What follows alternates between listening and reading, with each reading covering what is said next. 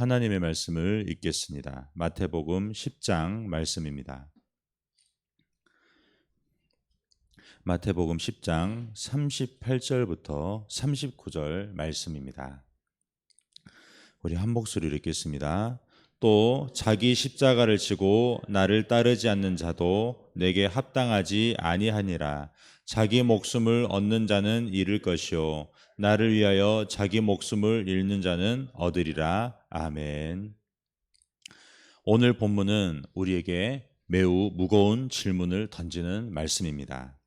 예수님께서는 자기 십자가를 지고 자신을 따르지 않는 사람은 자신에게 합당하지 않다고 말씀합니다. 더 나아가 예수님을 위하여 자기 목숨을 잃는 사람은 오히려 생명을 얻을 것이라고 말씀합니다. 오늘 본문에서 주목해야 할 표현이 있습니다. 바로 39절에 나를 위하여라는 표현입니다. 나를 위하여 목숨을 잃는 사람은 그 목숨을 다시 얻게 될 것이다. 이 말씀을 들으면 여러분은 어떤 생각이 듭니까? 예수 믿는 사람이면 이 말씀이 당연하게 들리면서도 자연스럽게 이런 질문도 생긴다는 겁니다. 예수님은 왜 우리에게 이처럼 엄청난 것을 요구하시는가? 왜 자기 십자가를 지고 예수님을 따라야 하는가? 그리고 왜 우리의 목숨까지 예수님을 위해 내놓아야 하는가? 이 질문들에 대해서 요한복음에는 이렇게 증언되어 있습니다. 1장 4절입니다. 그 안에 생명이 있었으니 이 생명은 사람들의 빛이라라고 말씀합니다. 예수님은 단지 생명을 가진 한 사람이 아닙니다. 생명의 근원이시며 생명을 주관하시는 하나님이라는 겁니다. 죽은 자를 다시 살리는 것은 오직 하나님만이 하실 수 있는 일입니다. 이 놀라운 일을 요한복음 5장에서는 이렇게 선언합니다. 21절입니다. 아버지께서 죽은 자들을 일으켜 살리신 같이 아들도 자기가 원하는 자들을 살리느니라 라고 말씀합니다.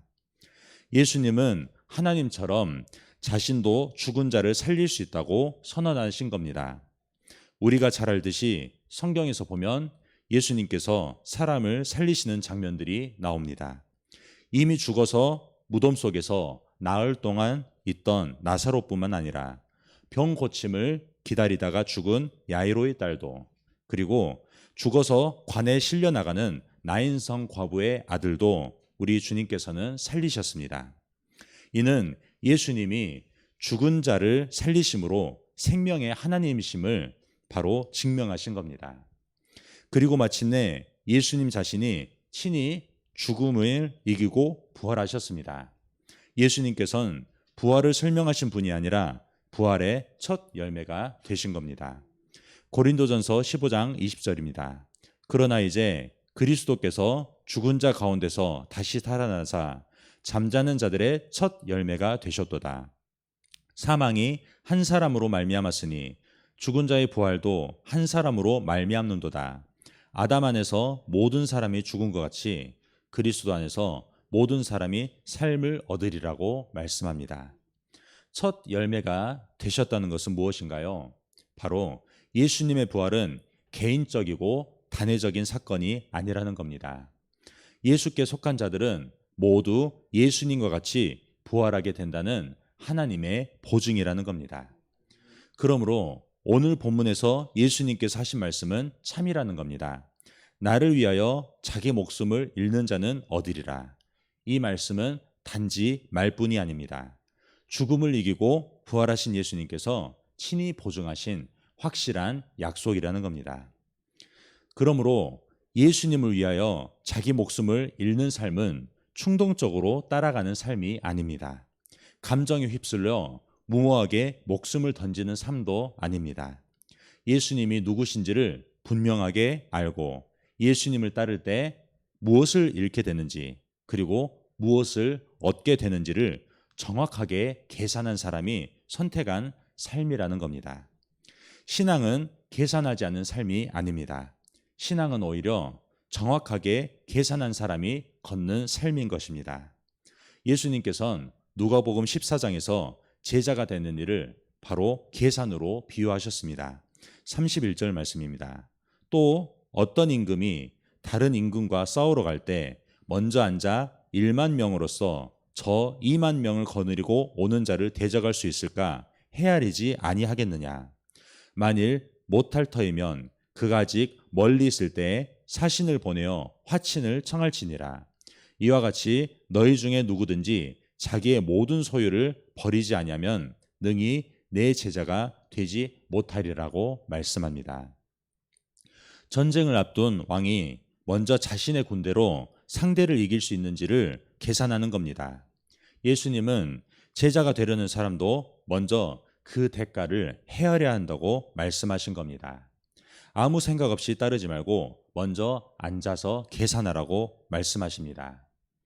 예수님을 따르면 무엇을 이룰 수 있는지 우리는 계산을 해봅니다. 재산을 잃을 수도 있습니다. 명예를 잃을 수도 있습니다. 그리고 사람과의 관계 또한 어려워질 수도 있습니다. 때로는 생명까지 내놓아야 할 수 있습니다. 그러나 뺄셈만 하는 계산에서 우리는 멈춰서는 안 된다는 겁니다.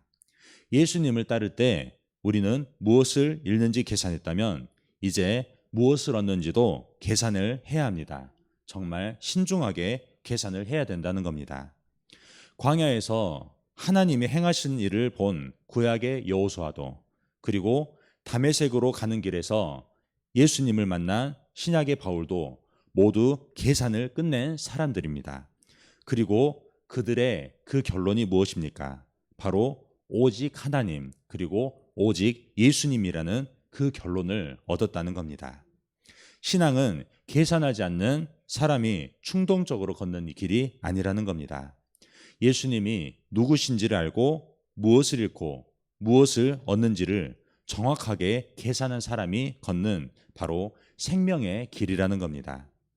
그러므로 자기 목숨을 주님을 위해 내어놓으라는 말씀은 바로 이것입니다. 무거운 율법, 곧 구원받기 위한 조건이 아니라 구원을 누리라는 초대이며 바로 복음이라는 겁니다. 예수님은 이것을 자기 십자가를 지고 예수님을 따르는 것이라고 말씀하십니다. 38절입니다. 또 자기 십자가를 지고 나를 따르지 않는 자도 내게 합당하지 아니하리라 라고 말씀합니다. 오늘날 우리는 십자가라는 말을 너무나도 익숙하게 사용합니다. 보통 우리는 자신이 당하는 어려움을 바로 십자가라고 이야기하곤 합니다. 질병이나 가난, 갈등이나 상처, 그리고 억울함들도 물론 십자가라고 표현할 수도 있습니다. 그러나 본문에서 우리 예수께서 말씀하시는 십자가는 무엇입니까? 그것들보다 더욱 근본적이라는 겁니다. 당시의 십자가는 로마 제국에서 반역자나 그리고 노예를 처형하는 가장 잔인한 사형 도구였습니다. 그러므로 사형수가 자기 십자가를 지고 간다는 것은 자기의 죽음을 짊어지고 간다는 의미였습니다. 자신의 죽음을 짊어지고 가는 자에게 남은 유일한 소망이 무엇입니까? 자기의 계획도 자기 명예도 그리고 자기 권리도 그 순간만큼은 다 부질없다는 겁니다. 오직 영생이신 예수님만이 유일한 소망이라는 겁니다. 그러므로 예수님께서 말씀하신 자기 십자가를 진다는 것은 바로 예수님만이 나의 전부가 되는 삶이라는 겁니다. 그래서 38절에서 우리가 놓치지 말아야 할 핵심 사실이 바로 이것입니다. 또 자기 십자가를 지고 나를 따르지 않는 자도 내게 합당하지 아니하리라.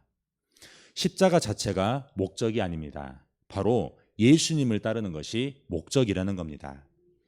우리는 고난을 좋아해서 십자가를 지는 것이 아닙니다. 우리가 십자가를 지는 이유는 바로 예수님을 사랑하기 때문이라는 겁니다. 그래서 십자가는 자기 학대가 아닙니다. 바로 자기 부인입니다. 이 둘은 전혀 다릅니다. 자기 학대는 나는 쓸모없는 사람이다, 사랑받을 자격이 없는 자다라는 그런 자기의 부인을 하는 것이 아니라 자기를 학대하는 표현이라는 겁니다. 그러나 자기 부인은 무엇입니까? 나보다 주님이 나를 더 사랑합니다. 이 고백이라는 겁니다. 그러므로 자기 부인은 자신을 미워하는 것이 아니라 예수님을 더 붙드는 것을 이야기한다는 겁니다.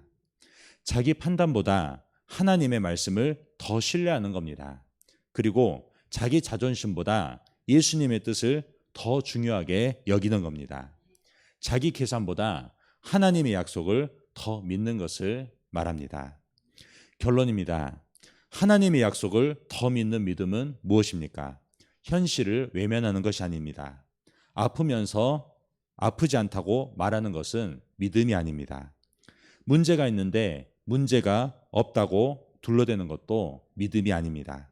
인간적으로 불가능한 일을 바라보며 무조건 가능하다고 자기 암시를 하는 것도 믿음이 아닙니다. 바로 약속하신 하나님, 그리고 신실하신 하나님을 믿는 것, 이것이 바로 성경적인 믿음이고 자기 십자가를 지는 삶인 것입니다. 그러므로 자기 십자가를 지는 말씀은 너 자신을 죽이라는 잔인한 명령이 아닙니다. 바로 내 안에 참으로 붙어 살라는 우리 주님의 생명의 초청인 것입니다. 현실은 어렵고 길이 보이지 않으며 내 힘으로 해결할 수 없는 상황일지라도 약속한 것을 능히 이루실 하나님을 믿는 것입니다. 내가 통제할 수 없는 것을 주님의 손에 맡기고 내 생각과 계획보다 주님의 말씀을 더 신뢰하는 것, 이것이 바로 십자가를 지는 삶인 것입니다. 이번 한 주도 우리는 정확하게 계산해야 합니다. 그리고 내가 예수 믿어서 무엇을 얻고 무엇을 잃을지를 잘 분별해야 합니다. 그리하여 결국에는 오직 예수라는 답이 우리 안에서 들려진다면 이제 기꺼이 우리의 삶을 주님께 내어놓아야 합니다. 이 복음의 초청에 동참하여 예수 생명으로 살아가는 저와 여러분들 되시기를 주님의 이름으로 축복합니다. 아멘. 우리 함께 기도하겠습니다. 오늘 새벽에 주신 말씀을 묵상하면서 기도하시 바랍니다. 하나님의 약속을 더 믿는 믿음은 현실을 외면하지 않습니다. 변하지 않는 현실 속에서도 바로 약속하신 하나님, 신실하신 하나님을 믿는 것입니다. 내 안에 참으로 붙어 살라는 우리 주님의 초청에 나를 맡기시기 바랍니다. 이 십자가를 지는 삶을 우리가 예수 생명으로 살게 해달라고 함께 기도하시 바랍니다. 성도님들의 직장과 가정을 위해 기도할 때 부부관계와 부모관계, 자녀관계를 위해 모든 관계된 분들을 위해서 기도하시 바랍니다.